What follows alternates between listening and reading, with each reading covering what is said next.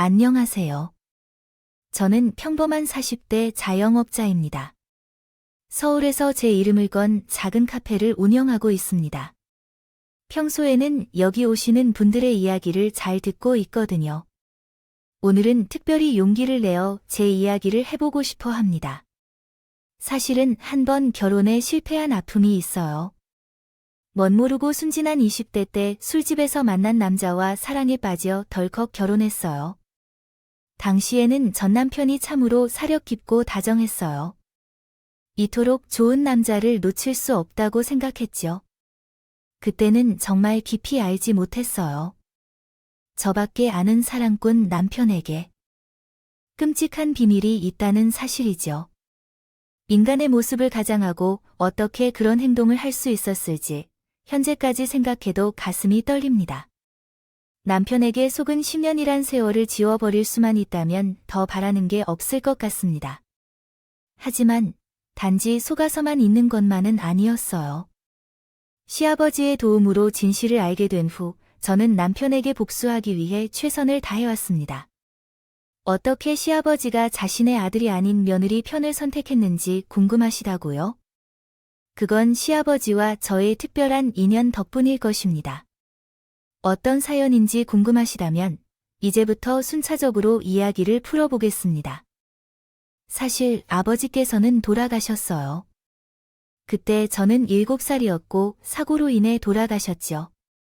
이후에는 엄마 혼자서 저를 키우셨는데 크게 어려웠던 점은 없었어요. 엄마는 아버지가 느끼지 않을 만큼 제게 잘 돌봐주셨고 사업하시던 외할아버지도 저희 가족을 경제적으로 지원해 주셨죠. 그 덕분에 전 어디 한 군데 모난 곳 없이 바르게 자랐고 공부도 잘하며 교우관계도 잘 유지했어요. 제 삶에서 처음으로 겪은 시련은 고등학교 1학년 때 찾아왔어요. 그 당시에는 명문대를 목표로 집에서 먼 거리에 위치한 사립여자고등학교에 진학했는데 친구들과 떨어져서 적응을 못하고 있었던 상황이었죠. 그래도 마음에 맞는 새 친구들을 사귈 수 있을 줄 알았지만 아쉽게도 학기 초에 독감에 걸렸고 일주일을 끙끙 앓고 나서 학교에 다시 갔을 때 이미 무리들이 다 형성된 상태였어요. 여초 집단에서 지내보신 분들은 알 것 같아요. 한번 무리가 형성되면 끼어들기 힘들단 거죠. 게다가 그때 우리 반은 홀수였기 때문에 더 어려웠어요. 제역 시간에 둘씩 짝을 지어 체조를 할 때도 조별 과제를 할 때도 어느샌가 나는 혼자 남게 되었어요. 뒤늦게 옆에 앉은 짝꿍이랑 잘 맞을 것 같은 아이들에게 다가가서 말을 걸려고 해봐도 되려 내키질 않았어요. 별 소득이 없었어요. 그땐 몰랐는데 알고 보니 제가 결석할 동안 이상한 소문이 돌았더라고요. 글쎄, 제가 돈 많은 아저씨들과 원조교제를 하는 것은 아니겠죠? 학교를 일주일이나 빠진 것도 중절 수술을 했기 때문이라네요. 화장실에서 다른 아이들이 떠드는 그 황당한 소문을 듣고 얼마나 화가 났는지 몰라요. 당장 그 아이들을 붙잡고 누구에게 그런 얘기를 들었느냐고 따졌죠.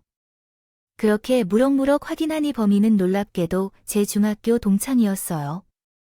친하게 지내진 않았지만 그래도 친구의 친구라 마주치면 인사 정도는 하고 지냈는데 도대체 왜 그런 말도 안 되는 일이 있었는지 알 수 없네요. 헛소문을 퍼뜨렸는지 기가 막히더군요. 복도 한복판에서 머리끄덩이를 잡고 죽어라 싸웠던 것 같아요. 너 도대체 뭐야? 네가 봤냐고 내가 원조교제하는 걸? 내가 봤다니 제가 따지자 그 애는 미안해하긴커녕 당당하게 맞서더군요. 꼭 봐야 알아. 너 맨날 매점에서 돈을 물 쓰듯이 쓰고 명품 지갑과 명품 가방을 들고 다니잖아. 아빠 죽어서 엄마랑만 산다면서 그 돈이 어디서 나왔겠어? 우리 외할아버지가 준 거거든. 왜 잘 알지도 못하면서 사람을 그렇게 몰아가? 너 내가 중학교 내내 너보다 공부 잘했다고 질투하니? 질투가 나더라고요. 내가 다 봤거든. 다 노인과 손을 맞잡고 걸어가는 거, 급기야. 그 친구는 다른 거짓말로 나를 헐뜯는 것까지 하기 시작했어요. 그런 말을 하면서 증거도 없이 짓거리면 너무 화가 나더라고요. 너는 도대체 무슨 오해가 있어서 그러는 거야? 내가 직접 봤다고? 거짓말하지 마. 증거도 없는 건데. 너가 원조 교제했다는 증거도 없잖아. 내가 눈으로 본 건 전부니까. 그런데 내가 원조 교제를 안 했다는 증거도 없잖아. 그 애가 계속 우겨서 결국 난 타협해야 했어요. 원래 한 일을 증명하는 것보다 하지 않은 일을 증명하는 것이 더 어려운 것은 사실입니다. 결국 전 도망치듯 그 자리를 벗어나야 했습니다. 그날 이후 제가 원조 교제를 했다는 사실은 공공연한 정보가 되었어요. 아니 땐 굴뚝에 연기 나겠냐 라는 속담처럼 남자 선생님에게 끼부리는 제 모습을 보고 그들 아이들이 자신들의 공격 대상으로 삼는 것을 짐작했습니다. 아이들은 제게 너무 잔인하게 행동하여 물어뜯는 것은 물론 대놓고 괴롭히기 시작했어요. 그들은 피구 시간에 고의적으로 제게 공을 던지거나 실내화를 감추는 등의 짓을 했고 때로는 화장실에서 돈을 훔치거나 때리기도 했어요.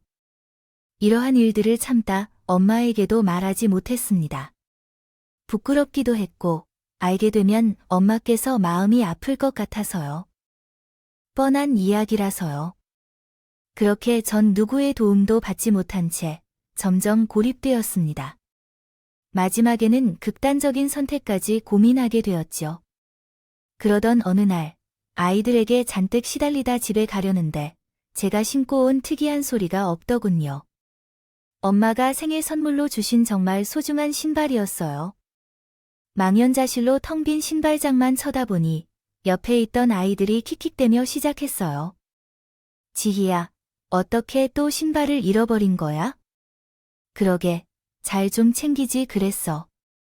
학교 쓰레기 소각장에서 본 것 같은데 한번 가봐. 벌써 다 타버렸겠지만 그 신발은 비싼 것 같다니 어떻게 할까 뭐. 아저씨들에게도 사달라고 하면 되겠지. 그치, 더는 싸울 힘도 들지 않아요. 전 조롱하는 아이들을 무시하고 소각장으로 향했어요. 하지만 이미 제 신발은 흔적도 없이 다 타버린 뒤였어요. 엄마가 사줬는데 왜 안 신고 다니냐고 서운해했어요. 처음 신었던 건데 또 뭐라고 둘러싸야 할지 막막했어요. 울컥 눈물이 나서 그 자리에서 한참을 서럽게 울었어요. 그런데 바로 그때였어요. 누군가 다가와 말을 걸었어요. 지유야, 너 왜 그래? 무슨 일이니? 라고 물어봤어요. 그 누군가의 정체는 다름 아닌 담임 선생님이었어요. 남자기도 했고 무서운 소문이 난 호랑이 선생이셔서 평소에는 제게 어려운 분으로 여겨졌어요. 물론 왕따를 당하는 일에 대해 말한 적도 없었어요. 얼른 눈물을 참았다가 고개를 가로저었어요. 아무것도 아니에요. 라고 우는데도 아무것도 아니다고 말하려고 했어요. 하지만 조만간 그분을 부르고 상담하려고 결심했어요. 요즘 자꾸 성적이 떨어지고 수업에 집중도 못하고 집에서 무슨 일이 있는지 이야기하고 싶다는 그분의 말에 마음이 따뜻해졌어요. 그 다정한 말로 제 마음이 녹았어요. 망설이다가 그동안 있었던 일을 모두 털어놨죠. 이 녀석들이 하는 공부를 하지 않고 있었거든요. 친구에게 그런 몹쓸 짓을 해서는 안 되는데요. 선생님께서는 마치 자기 자식인 것처럼 화를 내시고 한숨을 쉬시면서 제 어깨를 가볍게 토닥여 주셨어요. 저는 그동안 혼자서 많이 힘들었지요.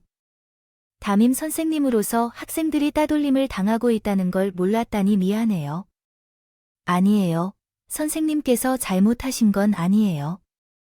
아이고, 선생님께서 해결할 수 있다면 더 좋겠지만 제가 교표한 지가 벌써 15년이 넘었는데 선생님께서 나서실수록 문제가 더 커지기만 한답니다.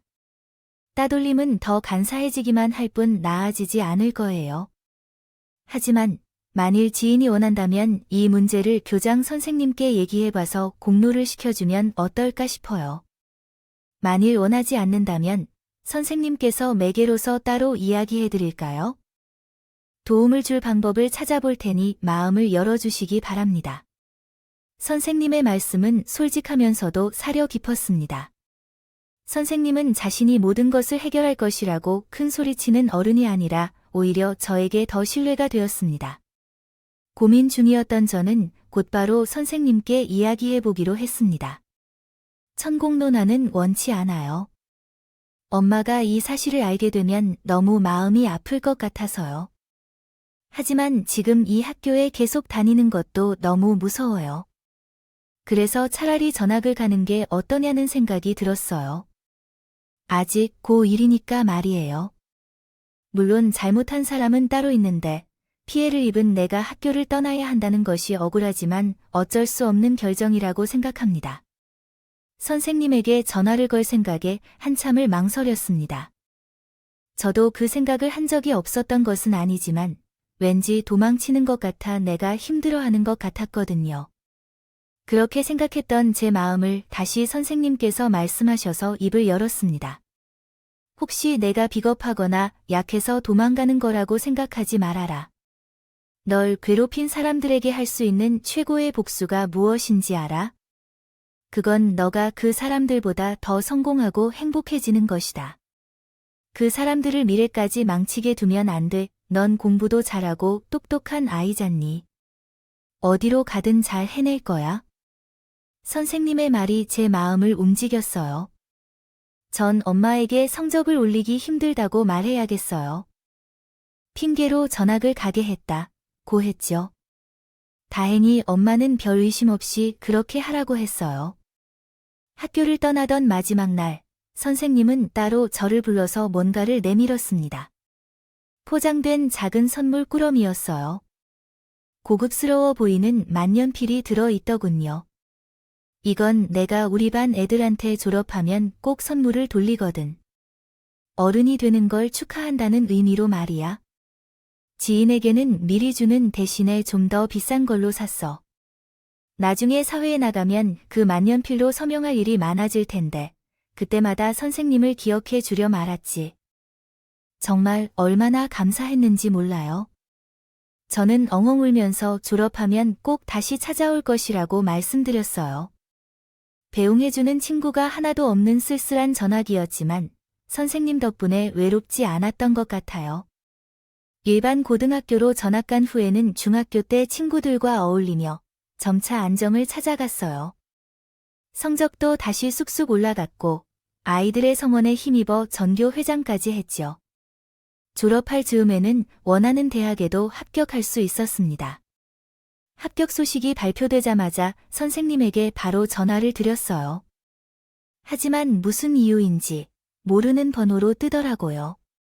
결국 저는 용기를 내서 학교로 갔습니다. 저는 찾아간 적이 있어요. 왕따 당했던 친구들을 만날까봐 너무 떨렸는데 그래도 꼭 선생님을 만나고 싶었거든요. 그러나 제가 방문했을 때 선생님은 학교에 계시지 않았어요. 개인 사정 때문에 학교를 그만두셨다고 하더군요. 얼마나 걱정되었는지 모르겠어요. 그렇지만 연락처가 변경되어서 선생님의 소식을 확인할 방법도 없었어요. 대학 입학을 위해 준비할 것도 많았고 결국 선생님을 만나지 못한 채로 서울에 있는 명문대에 진학하게 되었어요. 엄마와 떨어져 혼자 처음으로 살기 시작했습니다. 대학 생활의 시작, 서울에서의 처음 독립생활이었습니다. 20살 때 저는 신나게 느껴졌어요. 대학에서 사귄 친구들과 함께 서울 여기저기를 둘러보고 밤에는 유흥도 즐기곤 했죠. 술을 좋아해서가 아니라 술자리의 활기찬 분위기를 좋아했어요. 저희 집은 언제나 엄마와 나 둘만이었기 때문에 조용했는데 술자리에서 만난 사람들과 함께 평범한 이야기로 웃고 떠들다 보면 재미있고 무엇보다 외롭지 않아서 참 좋았어요. 어느 날도 마찬가지였죠. 대학 친구들과 호프집에서 맥주를 마시고 있을 때요. 갑자기 친구 중 한 명이 남자친구를 데리고 오겠다고 말했어요. 이전에 몇 번 뵌 적이 있었기 때문에 수락했어요. 다들 오랜만이라고 인사를 나누고 여기에는 같은 학과 친구인 영철도 있었어요. 그런데 친구의 남자친구는 혼자만 오지 않고 같은 학과 친구 한 명을 더 데리고 왔어요. 하얀 피부와 부드러운 이목구비를 가진 그의 외모는 매력적이었고 우리 시선을 끌었어요. 잘생겼네. 야, 이놈 얼굴로는 우리과 탑이잖아. 야, 오버하지 마. 내 얼굴로 탑이라니 부끄럽잖아. 부끄러워하는 듯한 표정의 남자와 눈이 마주친 순간 그의 미소가 점점 커져갔어요. 안녕하세요. 제 친구한테 많은 이야기를 들었어요. 지희 씨 맞죠? 제 얘길 많이 들었다고 하더라고요.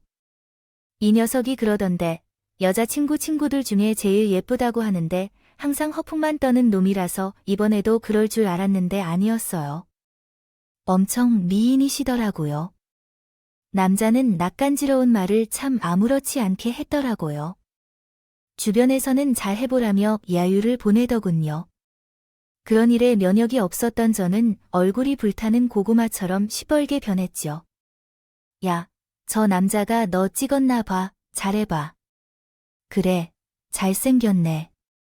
우리 지희도 연애 좀 해야지. 친구들까지 그렇게 놀린 게 너무 창피했어요. 결국 견딜 수 없어서 바람 좀 쐬겠다고 하고 밖으로 나왔어요. 그런데 웬걸, 그 남자가 쫓아오는 것을 알게 되었죠. 왜 이러는 건지 생각하니 입이 저절로 뾰족해졌어요. 저기요, 왜 쫓아오시는 거예요?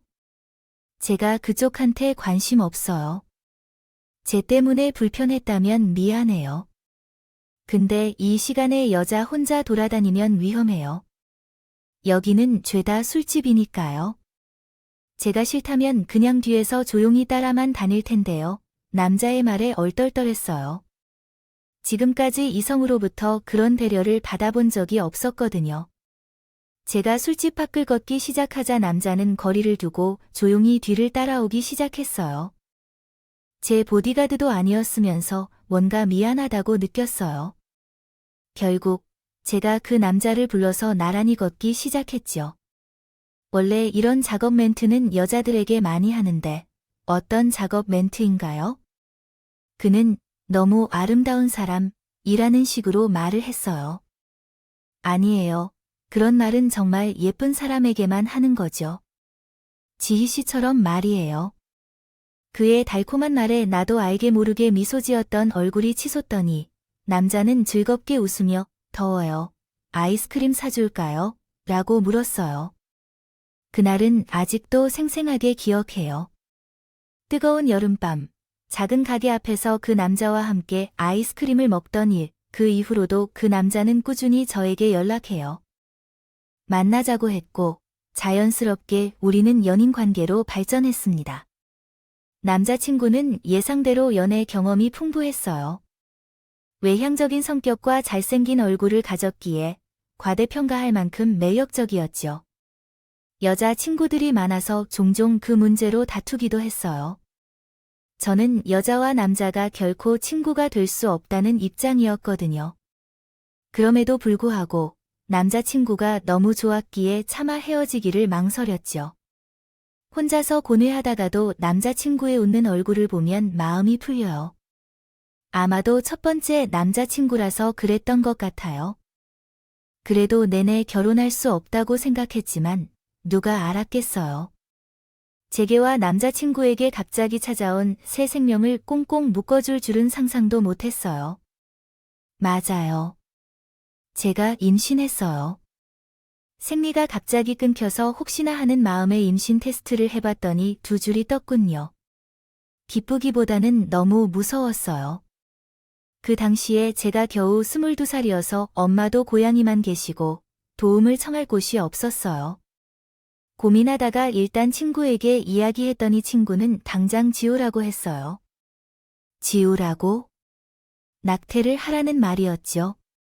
그래서 너 이제 겨우 대학교 3학년이야. 아이를 낳으면 학교는 어떻게 할 건데? 아직 졸업도 못했고 취직도 해야 한다는 게 문제야. 영철이도 마찬가지고 냉정하게 생각해. 친구의 말은 틀린 게 하나도 없었어요. 하지만 제 뱃속에 들어선 생명을 차마 제 손으로 죽일 수 없다고 느꼈어요. 몇 날 며칠을 울던 저는 결국 남자친구에게 임신 사실을 고백했습니다. 지우라고 하는 건 아닐까 두려웠지만 다행히 남자친구는 제 손을 꼭 잡고 이렇게 말해줬어요. 그동안 혼자서 많이 무서웠지. 미안해. 지희야, 바보같이 난 그것도 모르고 이제 아무 걱정하지 마. 내가 다 책임질게. 책임지겠다는 건 나이 듣기야. 응, 나와야지. 우리 앤데 당연하잖아. 너는 아이를 낳기 싫은 거야? 그냥 무서워서 모르겠어. 지우는 것도 무서우고 키우는 것도 무서워. 어떻게 해야 할지 모르겠어. 걱정하지 말고 오빠만 믿어. 남자친구가 오랜 시간을 들여 설득하여 결국 저도 아이를 낳기로 결심했어요. 그리고 남자친구와 함께 고향이에 있던 엄마를 만나러 갔죠. 그때 제 임신 사실을 알게 된 엄마는 난리를 쳤어요. 이야기를 듣자마자 졸도해버려서 119를 불러야 했어요. 다시 정신을 찾은 엄마는 단호하게 아이를 지우라고 했어요. 딱 하다니 말도 안 되는 소리 하지 말고 당장 치워. 엄마, 이미 생긴 애를 어떻게 처리할까나. 영철 오빠와 함께 책임질 거야. 너희 남자친구도 아직 초록피디야. 어린애들인데 누가 누굴 책임져야 하는지 해를 낳으면 끝이라 생각해? 그럼 누가 아이를 키울 거고 부양비는 어디서 나오는 건데? 내 눈에 흙이라도 들어가면 안 되니까 내가 이해할 줄 알아. 엄마를 설득하지 못해서 남자친구와 함께 다시 서울로 올라왔어요. 그리고 이번에는 남자친구의 부모님을 만나러 갔죠. 주방에 계신 남자친구의 어머니가 먼저 나를 반겨주셨어요. 어서 와. 우리 영철이 여자친구로 소개했어. 네. 안녕하세요, 어머니. 처음 뵙겠습니다. 그러나 이미 남자친구를 통해 임신 사실을 알았나 봐요. 어머님께서 불편한 표정으로 날 쳐다보셨어요. 그리고 거실에 계신 남자친구가 아버지께서 나와 보라고 말씀하셨더라고요. 하지만 나타난 남자친구가 아버지인 것을 본 나는 매우 놀라서 입을 벌리고 말았어요. 너무 크게 충격을 받아서요. 그런데 나를 도와주셨던 은사님께서 거기 계시진 않으셨을까요? 나를 알아보신 선생님도 놀란 모습이었어요. 그렇군요. 정말? 네가 여기서 뭔 소리야? 그럼 영철이의 여자친구는 바로 너였다고? 선생님이 영철 오빠 아버지였어요. 나는 선생님께 끌어안고 싶었어요. 옛 기억의 감정에 휩싸여 울게 되었어요. 선생님은 개인적인 사정으로 현재 교직을 그만두고 치킨집을 운영하고 있었다는 소식을 들었어요. 제가 명문대에 진학해서 잘 컸다 하시던 선생님은 어느새 고개를 숙이셨어요. 그 뒤로는 나는 아들을 잘못 키웠구나. 내게 면목이 없다. 고 내게 속삭였어요. 그런데 그 모습을 보며 남자친구 어머니께서 눈길을 돌리셨어요. 그 순간 아이는 우리 영철이 혼자 만든 거야 라며 삭소를 품으셔서 저는 곧이곧대로 고개를 끄덕이며 대답했어요. 맞아요. 오빠와 나랑 함께 만든 우리 아이예요. 그래요. 난 이렇게 말하고 싶어요. 그러니 부디 결혼 허락해 주셨으면 좋겠어요. 너희 미래에 대해서 생각하면 지금 결혼을 하고 아이를 낳는 것이 맞는지 모르겠구나. 게다가 영철이는 어떤 말을 하려던 선생님이 한참 동안 망설이고 계셨어요. 날씨는 영철이가 말한 것이에요. 아버지, 쓸데없는 말은 그만하신 후에 우리 결혼을 허락해 주세요. 지희와 나란히 있었다면 더 나을 것 같아요. 며느리 사랑은 시아버지, 맞죠? 반대할 줄 알았는지 남자친구가 먼저 움직이셨어요. 한참 동안 망설이던 선생님이 고개를 끄덕이시더군요. 아, 그래. 이미 그 이야기까지 들어서 있으니까요. 어떻게 하실 건가요? 둘 다 잘 살아봐야겠네요. 영철아, 이제 너도 책임질 가정이 생겼으니 더 잘해야 해. 아버지 걱정 마세요. 감사합니다. 아버지. 아니, 이젠 아버지라고 불러야겠죠. 제 은인이던 선생님이 아버지가 된다니 참 좋네요. 이 사실을 엄마도 마지못해 결혼을 허락하셨어요. 저는 배가 더 불러오기 전에 서둘러 식사를 준비했고 학교에 급하게 휴학계를 냈어요. 아이가 나오면 다시 돌아갈 생각이었지만 출산 후 전쟁 같은 육아를 하다 보니 결국 학교는 뒷전이 되었어요.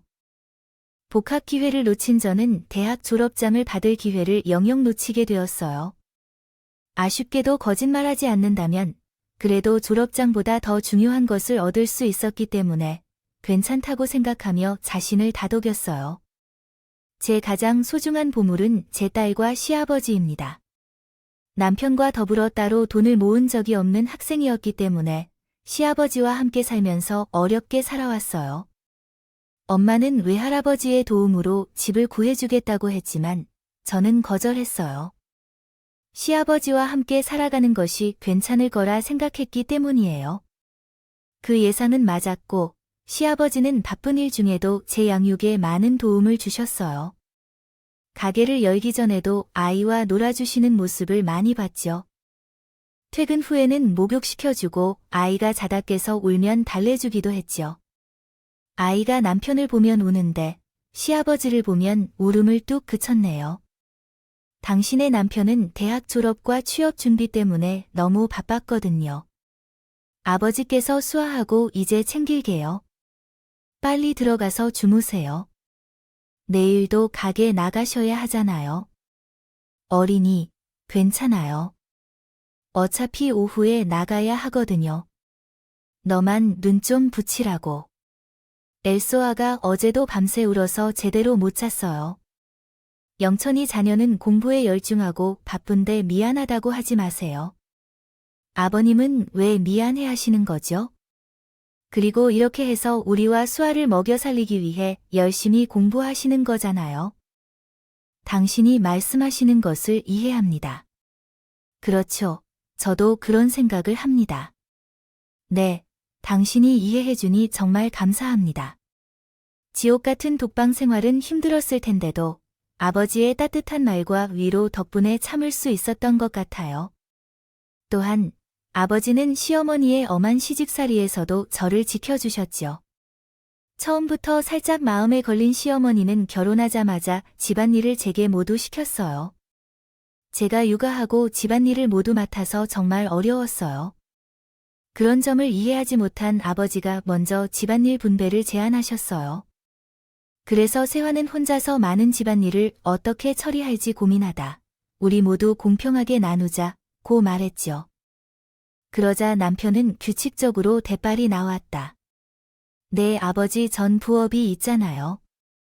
회사에 적응하기도 힘들어 죽겠거늘 집에 와서 또 일을 하라니요. 그쯤 해주십시오. 작은 제약회사에 입사한 남편은 일에 적응하기 어려워 많이 고생했습니다. 그러나 집안일까지 하라니 불만이 생길 만큼 어려웠어요. 옆에 있던 시어머니도 농담을 하며 말했습니다. 영철이는 일하고 있잖아요. 당신과 나도 가게에서 12시간 가까이 일하는데 새 아이가 집안일을 하는 것은 옳지 않습니다.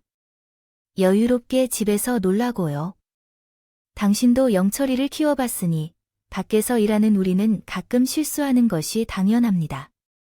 애랑 둘이 하루 종일 집에 갇혀있는 새 아가는 화장실도 맘대로 못 갈 거라고 내 말이 들려.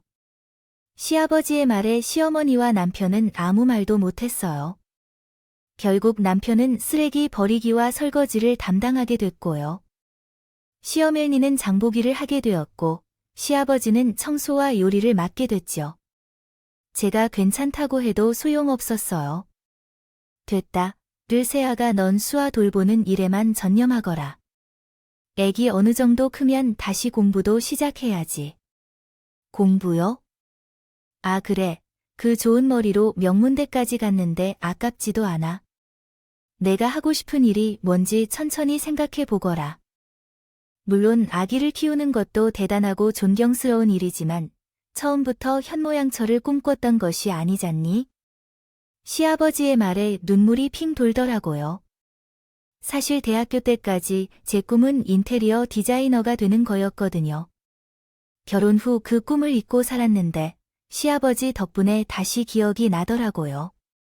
미뤄둔 공부를 다시 시작하고 싶었죠. 현실적으로 인테리어 디자이너가 되기는 힘들 것 같아서 다시 뭘 하고 싶은지 곰곰이 생각해보니 베이킹이 딱이더라고요. 어릴 때부터 빵 만들고 쿠키 굽는 걸 좋아해서 따로 학원도 다니곤 했었거든요. 우선 제빵제과 자격증을 목표로 열심히 공부하고 싶어요. 공부를 시작해 보기로 했어요. 제 딸도 그런 제 마음을 이해했나요? 100이 넘기니 밤에도 안 깨고 잘 자더라고요. 덕분에 시간을 쪼개어 공부에 전념할 수 있었고 2년 후에 갑자기 시험에 합격할 수 있었지요. 정말 얼마나 기뻤는지 모르겠어요. 아버지도 자기 일처럼 좋아하셨어요. 아이씨, 우리 세아가 내가 학생으로부터 머리가 참 좋았어. 수아를 보면서 공부하기 힘들었을 텐데 참 장하고 대견해. 축하해 주셔서 감사합니다. 아버님께서는 수아가 조금만 더 커서 자격증을 살려서 매장도 차려보라고 말씀하셨어요. 당신은 분명히 할 수 있을 거예요. 저를 믿어주시는 아버지께 얼마나 감사한지 몰라요. 어느 날부터인가 아버지가 돌아가신 후 아버지만큼이나 믿고 본받게 되었죠. 남편이 질투할 정도였어요. 가끔 보면 당신은 제가 아닌 우리 아버지를 더 좋아하는 것 같아요. 응, 맞는데 설마 지금까지 몰랐어? 뭐예요? 농담이에요. 농담. 왜 아버지를 질투하고 그러는 거예요? 내가 당신을 얼마나 사랑하는지 알면서요. 참나, 믿을 수 있어야지. 툴툴대긴 하지만 남편은 성실한 가장이었어요. 회사 일에 치여 집안일과 육아일을 다 했지요. 무심하긴 했지만 그래도 제가 제 딸을 다른 사람보다도 사랑하고 아껴요. 그게 얼마나 큰 놀라운 일이었는지 알아요. 남편이 두 얼굴의 남자였을 줄은 전혀 상상하지 못했어요. 남편이 본색을 드러낸 건 시아버지가 갑자기 쓰러지면서부터였어요. 병원에서 폐암 말기라고 진단을 받았어요. 시아버지는 생전에 담배 한 번도 안 피워봤는데 폐암이라니 놀라웠어요. 의사는 이미 다른 장기로도 암세포가 퍼지기 시작한 상태라며 수술을 포기하고 즉시 항암 치료를 시작해야 한다고 말했어요. 하늘이 무너지는 것 같은 기분이었죠. 몰랐는데 암 치료가 돈이 참 많이 든다는 사실에 놀랐어요. 보험으로와 남편의 월급만으로는 감당하기 어려운 상황이었습니다. 결국 시아버지가 쓰러지면서 거의 방치된 상태가 된 치킨집을 팔기로 결심했습니다. 시부모님이 평생을 운영해 오신 가게였던 만큼 지키고 싶었지만 별 도리가 없었습니다. 다행히 항암 치료를 시작하면서 시아버지의 상태가 눈에 띄게 호전되었습니다. 남들처럼 통원 치료로는 부족해 계속 병원에 머물러야 했지만 그래도 살아계시는 걸 보니 어딘가는 다행으로 여겨졌습니다. 그러나 연로한 시어머니는 시아버지의 간병이 너무 힘들었는지 병원에서 밥을 먹고 자는 것이 힘들다고 말씀하셨습니다. 간병인을 고용하자고 하더군요. 하루에 10만 원도 넘게 나가는 간병인을 매일 고용하자니 우리 형편으로는 택도 없는 소리였어요. 어머님도 아시다시피 그의 월급이 우리 영철이 월급이란 것은 뻔한 일이죠. 근데 사돈댁이 있잖아요. 네, 우리 집이죠. 그래요. 솔직히 좀 너무한 것 아닌가요? 경제적으로 넉넉하신 걸 뻔히 아는데 하나뿐인 딸이 이런 상황인데 10원 하나도 안 주고 내가 가서 아쉬운 소리 좀 먼저 하고 그래봐 자식 앞에서 지갑을 열지 않는 겁니다. 사실 그동안 알게 모르게 엄마와 외할아버지가 경제적인 도움을 많이 주셨어요. 출산하였을 때 병원비와 산후조리비, 아이를 키우는데 필요한 비용까지 대부분 친정에서 해결을 해주셨거든요. 그런데 아버지의 간병비까지 돕는 것은 제가 염치가 있어서 죄송합니다. 어머니, 그러면 제가 병원에 머무를게요. 대신 집에서 아이를 조금이나마 볼 수 있나요? 너는 과연 이 늙은 사람을 얼마나 더 부담스럽게 해야 마음 편한 거니? 그동안 당신이 사람이 되지 않게 고집부려 집안일도 다 나눠서 했잖아. 다른 며느리들은 그제야 좀 쉬면서 여행도 다니고 취미생활도 즐긴다던데. 하지만 이제 와서 이 늙은 시어머니에게 황혼까지 부담을 주려고 한다면 더는 못하겠습니다. 아이를 키우거나 간병하는 것이든 내가 알아서 해야 해. 오랫동안 알게 모르게 시어머니가 쌓인 빚이 많았나 봤더랬어. 시아버지가 쓰러지신 후로 집안 살림도 완전히 손을 떼고 아무것도 안 하겠다고 선언하셨어. 상황이 그렇게 되니 나도 친정의 도움을 구할 수밖에 없었어. 차마 돈을 빌려달라고 할 수가 없어 어린 딸을 친정 엄마에게 맡기고 제가 시아버지 간병을 시작했어. 시아버지는 자기가 짐이 된 것만 같다면서 너무 미안해했어. 미안하다. 내가 너한테 민폐만 끼치는구나 라고 하지 마세요. 아버님, 그동안 제게 해주신 것들에 비하면 간병 같은 건 아무것도 아니에요. 면목이 없습니다. 얼른 자리를 털고 일어나시기만 하세요. 그럼 저는 더 바랄 게 없어요. 하지만 시아버지의 병세는 영차도가 없었어요. 언젠가부터 혼자 걷지도 못하셔서 침대에 누워만 계시는 날이 많아졌죠. 이런 상황에서 의지할 수 있는 사람이라고는 오로지 남편뿐이었는데 어느 날 돌연 병원에 찾아온 남편은 황당한 소리를 하더군요. 얼핏을 회사를 그만뒀다지 않겠어요? 뭐, 갑자기 회사를 왜 그만둬? 내가 맨날 욕하던 김 부장 알지? 그 새끼가 이번에 신약 판매 무산된 거 가지고 나한테 뒤집어 씌우려고 하잖아. 다른 사람들은 모두 김 부장의 편을 드는데 나는 더 이상 그렇게 못하겠어서 그만두었어. 지금 아버지는 병원에 입원해 계시고 돈이 필요한 게 당신의 월급뿐인데 갑자기 그만두면 어떡해? 내가 놀라고 해도 내가 좋은 사업 아이템을 한 개 생각했어. 그것을 시작하면 돈이 흘러들어올 것이라고 확신해. 지금 아버지의 병원비를 갚을 돈조차 어디에도 없는데 우리가 사업할 돈은 어디에 있어? 우리 집을 담보로 대출을 받으면 되겠지. 그리고 장모님께도 잘 설명해서 조금 투자해 주시라고 해봐야겠지. 뭐? 투자. 그래, 장모님은 돈이 많지. 당신의 외할아버지도 사업을 하시는 분이시니까 나랑 말이 잘 통할 거야. 당신이 조금은 양보해주면 안 돼? 응. 헛바람을 핥는 남편은 도무지 제 말을 듣지 않았어요. 남편을 잡아주던 시아버지마저 없어서 고삐 풀린 망아지처럼 제멋대로 굴어돌더군요. 급기야 제게 말도 없이 친정을 찾아가 사업자금을 빌려달라고 하더라고요.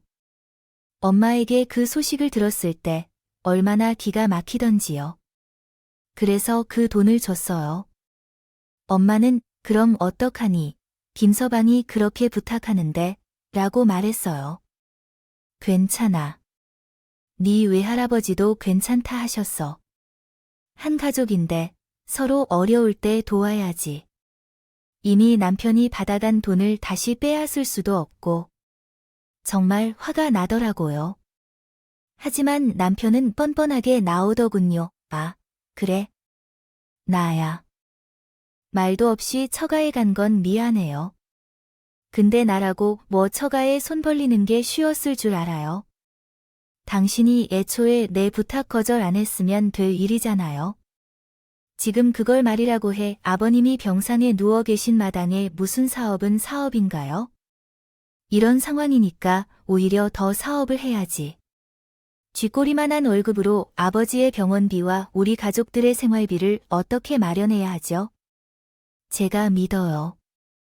여보, 반드시 성공할 테니까. 그 뒤로 남편은 사업을 핑계로 하루 종일 밖으로 싸돌아다녔어요. 전 병원에 박혀 있어서 몰랐는데 어느 날 보니 남편의 옷이 전부 명품으로 바뀌어 있더군요. 심지어 그 차는 몇 억을 호가한다는 외제차였던 거예요. 얼마나 놀랍던지요. 이게 뭐죠? 당신, 이건 아마도 다 저희 엄마랑 외할아버지가 주신 돈으로 산 거잖아요. 사업하는 분들이 다 떨어지는 브랜드 명품 수트에 국내 제작차를 타면 누가 믿고 투자를 해줄까요? 이것도 투자의 한 형태니까요. 저는 사치 부리려고 하는 게 아니에요. 당신, 정말 심해요. 저는 아버님을 돌보느라 우리 수아도 친척집에 맡기고 이렇게 하루하루 버티고 있는데 당신은 우리 엄마의 돈으로 사업을 하는 핑계를 대면서 호의를 베푸니까요. 그래도 당신이 인간이라고요? 어머, 왜 그런 말을 그러세요? 언제 호의를 베풀었다고 그래요? 다 투자라고 했잖아요. 남편과는 서서히 다투게 될 것 같은데요. 그들은 많아졌다. 결국 어느 날 남편이 말하기를 병원에 들어가야 한다고 했다. 코 빼기도 아예 비추지 않게 되었다. 시아버지 역시 비슷한 처지였다. 비록 한솥밥을 먹던 사이였지만 다들 어떻게 이럴 수가 있는지 모르겠다. 시아버지가 더 불쌍했어요. 그리고 그러한 처지에 병석에 혼자 누워 계시는 시아버지를 볼 때 그의 처지는 더 안쓰러워 보였습니다. 그와 같은 병세는 오히려 더 나빠졌다. 결국 어느 날 병원 측에서 나에게 마음을 준비하라고 하더군요. 네, 그게 무슨 뜻인가요? 마음을 준비하라고요. 나는 항암제를 듣지 않았다. 그것은 너무 힘들고 암세포 또한 계속해서 공격적이었던 사실을 고려해서 남편과 함께 마지막으로 시간을 보내는 것이 좋을 것 같습니다. 의사가 말한 것에 대한 반응은 마치 하늘이 무너지는 듯한 기분이 들었습니다. 간신히 정신을 차린 후에 나는 남편과 시어머니를 병원으로 불렀습니다. 아마도 죄책감 때문인지 두 사람은 차마 시아버지의 얼굴을 똑바로 쳐다보지 못했습니다. 그런데 간호사와 장례 절차에 관한 문제로 상의하기 위해 방을 나갔을 때 갑자기 남편이 나를 불렀습니다. 여보, 아버지가 정신을 찾으셨어요. 당신 찾는데 뭐, 정말. 며칠 동안 의식이 흐릿했던 시아버지가 눈을 떴다니. 얼마나 기뻤는지 몰라요. 혹시 이대로 병세가 호전되는 건 아닐까 하는 기대감을 안고 병실 안으로 들어갔어요. 때마침 시아버지는 시어머니의 도움을 받아 상체를 일으키고 있었어요. 아버님 괜찮으신 거예요? 아, 그래. 내가 너한테 따로 할 말이 있는데 잠깐 얘기 좀 할 수 있겠니? 그럼요. 말씀하세요, 아버님. 머뭇거리던 시아버지는 남편과 시어머니에게 나가 있으라고 하더군요. 도대체 무슨 얘기를 하려고 그러시는지 예상할 수가 없었어요. 남편과 시어머니가 나가고 병실에 단 둘이 남게 되자 그제야 시아버지가 입을 열었어요. 세아가 내 아버님이 말씀하시는 걸 따라가 모든 걸 듣고 있어요. 미안하다. 그런 놈하고 결혼시키려던 게 아니었는데 내 욕심으로 널 그게 무슨 말씀이세요? 이윽고 입을 열어주신 아버지는 충격적인 진실을 제게 고백했어요. 내가 왜 교사를 그만두었는지 아니요. 영철이 때문이었다네. 그 이 때문이라고요. 그래, 그 놈이 어렸을 때 애들을 괴롭혀서 한 친구를 결국 죽게 만든 거든. 그 경악스러운 남편의 과거에 얼마나 놀랐는지 몰라요. 갑자기 그게 무슨, 그 이가 학교 폭력을 한다는 건가요? 그래, 그래도 그 이후로는 정신을 세트 타임아웃. 차렸는데 학교도 잘 나가고 공부도 열심히 해서 3명이 된 줄 알았어. 근데 갑자기 너를 데려오더구나. 그러면서 임신시켰으니 결혼하겠다고 하더구나. 다른 사람이 아니라 학교 폭력 피해자였던 내가 그 사람과 결혼하는 건 말도 안 된다고 생각했다. 근데 그 사람이 너랑만 결혼해야 한다고 하고 이제 이 뱃속의 애는 어떻게 할 거냐고 울고 미치면서 그래서 너한테는 비밀로 하면서 결혼을 허락한 건 아버지에게 미안하다. 시아버지가 쓰러지자마자 제멋대로 행동하던 남편 때문에 이제야 이해가 되더라고요. 제가 몰랐을 뿐이에요. 애초에 이런 상황이었던 거예요. 아무튼 아버님의 의견은 잘 알겠어요. 몰랐던 일이라 좀 당황스러워하는데요. 아니, 내 얘기 아직 남았어. 세아야, 너 빨리 이혼해야 해. 내 아들이 사실 시아버지의 충격적인 고백은 거기서 끝이 아니었어요.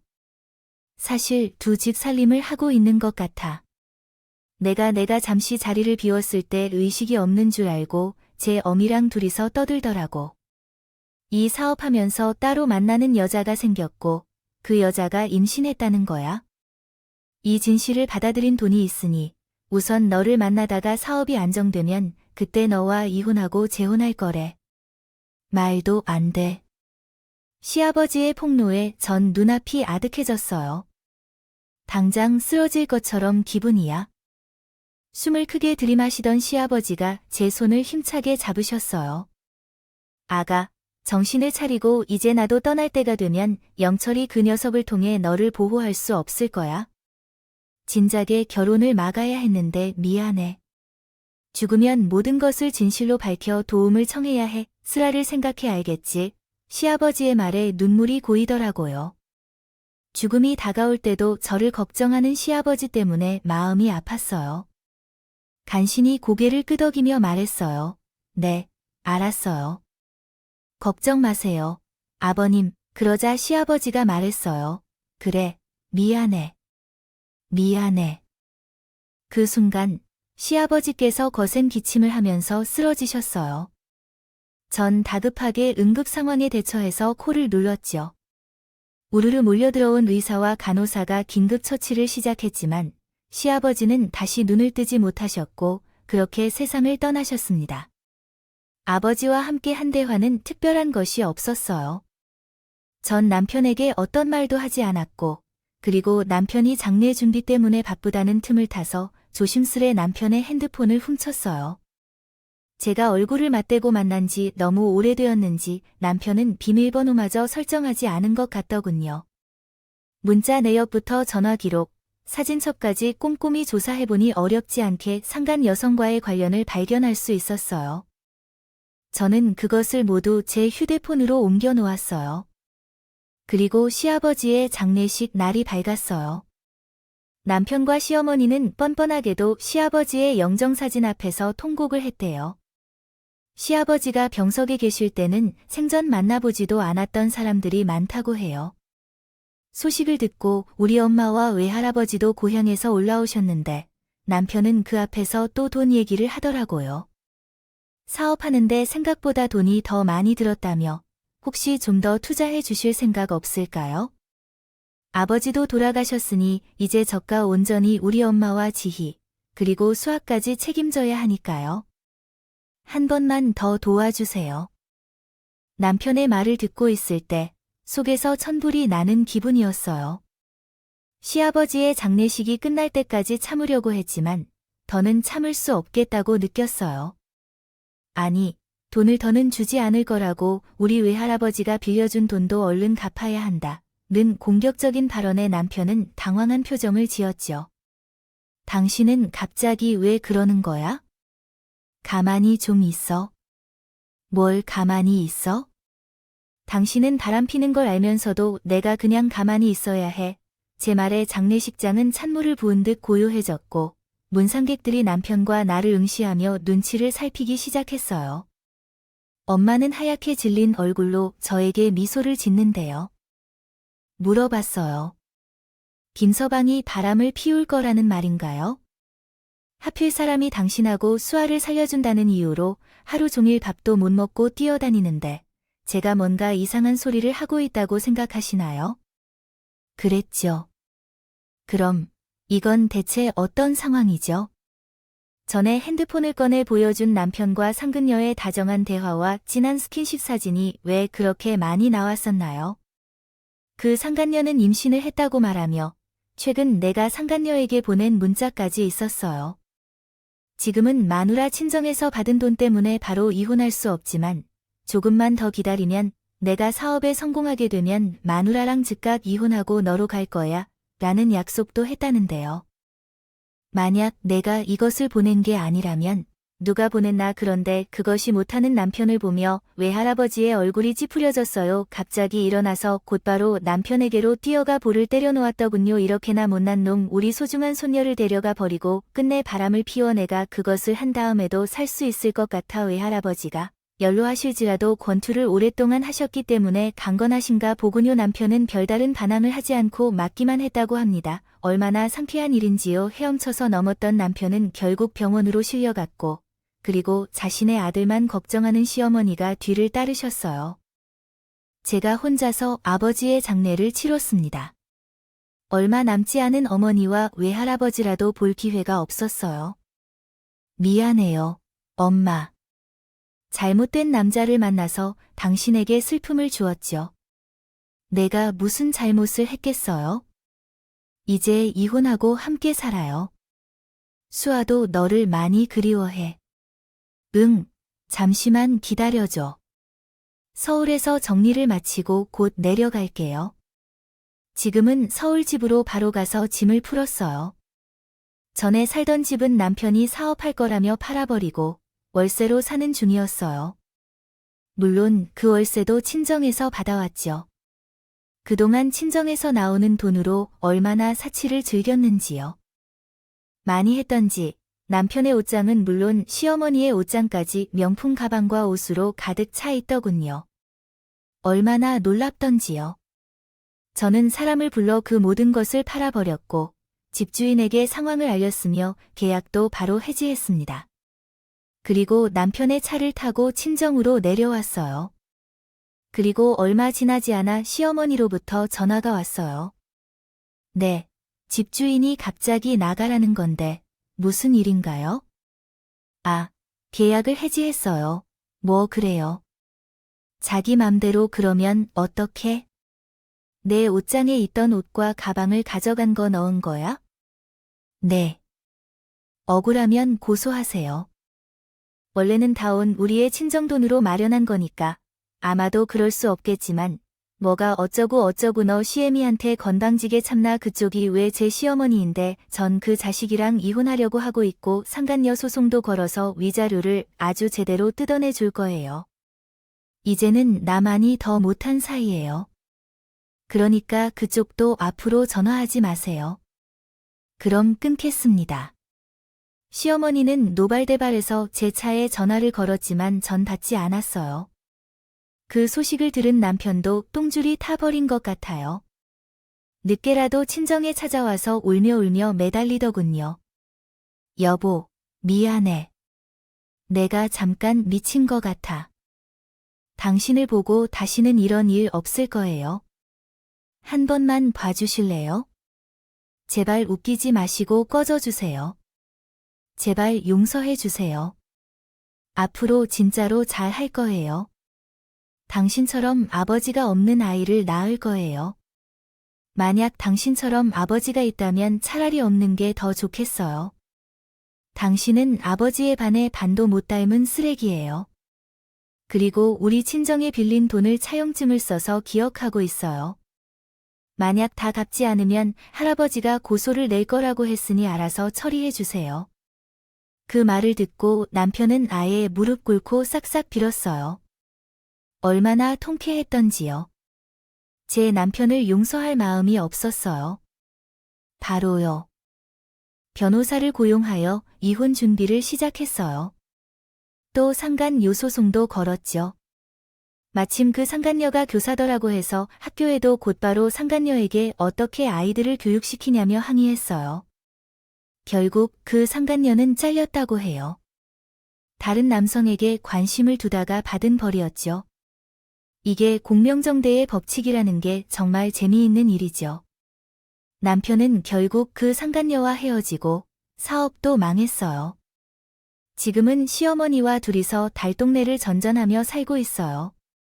저희 외할아버지에게 빌린 돈은 결국 사채를 써서 갚았더군요. 그래서 사채업자에게 쫓기며 살고 있는 것 같아요. 한때 한 입을 다물고 지내던 관계였기 때문에요. 씁쓸한 마음이 들기도 하지만 모든 것이 자업자득이라고 생각합니다. 반면 저는 누구보다 잘 살고 있어요. 남편과 상간녀에게 받은 위자료로 작은 카페를 하나 차렸는데요. 최근 젊은 사람들 사이에서 소위 핫플루라고 불리는 말이 나오며 매출이 급증했어요. 제가 원래 인테리어에 관심이 많고 트렌드도 잘 쫓아가는 편이라서 작은 소품 하나도 고심해서 골랐는데 그것이 빛을 발한 것 같아요. 또 매장에 나가는 빵과 쿠키는 전부 제가 직접 굽고 있답니다. 이 모든 것은 돌아가신 시아버지께서 제게 자격증을 딸 수 있도록 배려해 주셔서 가능했던 것이에요. 올해는 아직 시아버지 무덤을 못 가셨는데 얼른 한번 찾아봐야겠어요. 어쨌든 시아버지가 제 인생의 은인이라는 것은요. 변함없이 그래서요. 아직 엄마한테 말은 안 했어요. 최근에 좋은 마음으로 만나고 있는 분이 있는데 저보다 2살 연하고 사업을 하시는 분이에요. 원래 카페의 단골 손님이었는데 오픈 초기부터 거의 매일 출근하시던 분이었어요. 그래서 호감이 있었다는 걸 알게 됐어요. 얼굴이 매력적이고 대화가 잘 통해서 얼마 전에 그분의 고백을 받아주었지요. 아마도 그분도 한번 결혼에 실패한 적이 있어서 제 과거를 미안해할 필요도 없이 서로 더 솔직하게 지내고 있어요. 참 좋습니다.